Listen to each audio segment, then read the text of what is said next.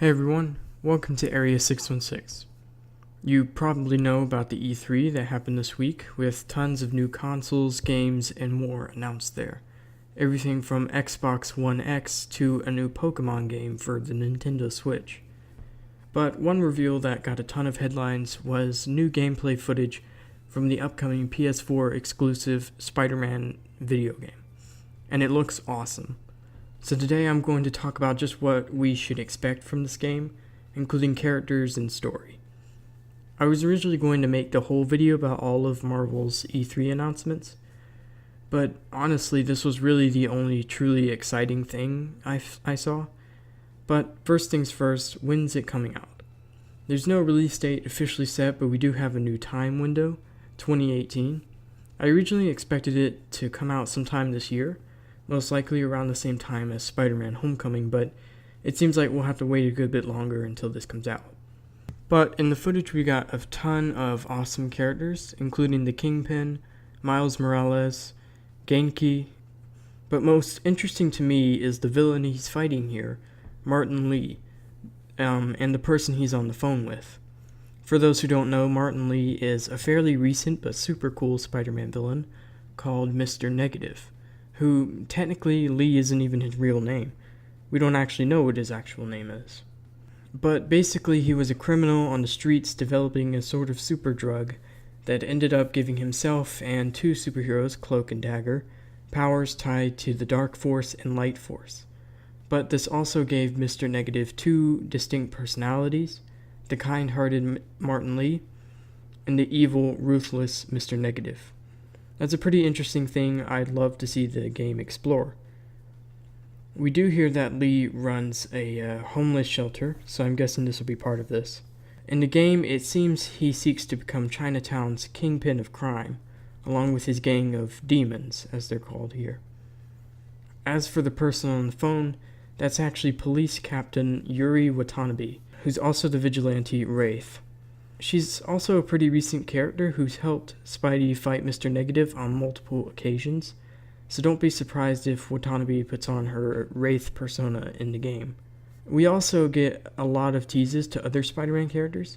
We see the Daily Bugle Feast, which is Aunt May's homeless center, and we see billboards asking to re-elect Norman Osborn as mayor of New York. I'm guessing that wouldn't end well. There are a couple of stories involving Watanabe and Spider-Man that include Mr. Negative, one of which surrounds a gang war between the Magia and Mr. Negative, which also introduced a new Hobgoblin. So it's possible we could see some of these characters here too, although it's said the game isn't adapting any story from the comics.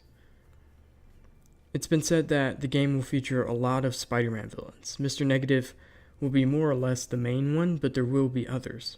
I'd really love to see a bunch of Spider-Man villains here, anyone and everyone from Osborn to the Vulture to the Shocker. It'd be cool if Mr. Negative wasn't the only story in the game, like maybe during Free Roam, which is said to include a massive Manhattan to explore. If you happen to intervene with a certain bank robbery, it'll start a short story with the Rhino or something like that.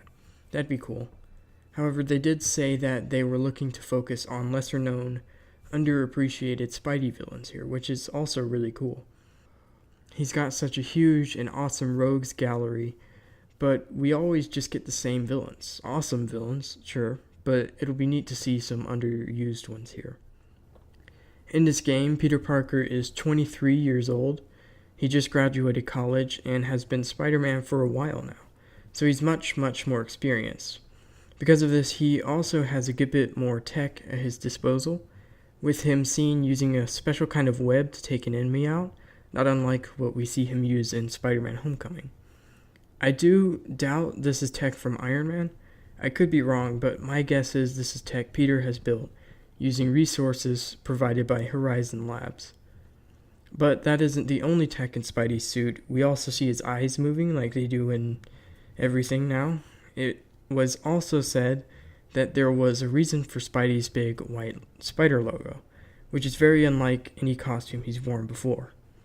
My guess is it's some kind of special technology like a drone, or maybe even a spotlight of sorts. But there have also been some pretty interesting things revealed about the story. With the Daily Bugle signs, many thought Peter would be working there, but it turns out he isn't. In fact, we don't actually know where he's working, with Insomniac's creative director saying it'll surprise us where he's working.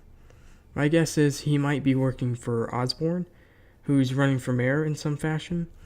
I don't know how exactly, maybe he's a photographer for him or something like that, but that would be the most surprising and it would make sense. Peter would probably want to keep an eye on Osborn, and working for him is a good way to do that. I am pretty curious about Miles Morales' role, like if he's gotten his powers yet or if he hasn't. It'll be interesting to see if this game will have two Spider-Men like in the comics, or if Miles will just be one of Spider-Man's allies. According to the developers, he will have a pretty sizable role in the game, far beyond just a cameo. But there you have it. Those were all the characters and stuff we learned about in the Spider-Man PS4 game.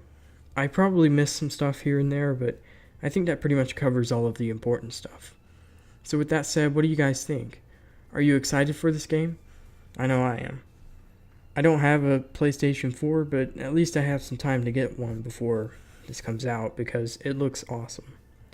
But thanks for watching, and I'll see you all next time. It's time for me to take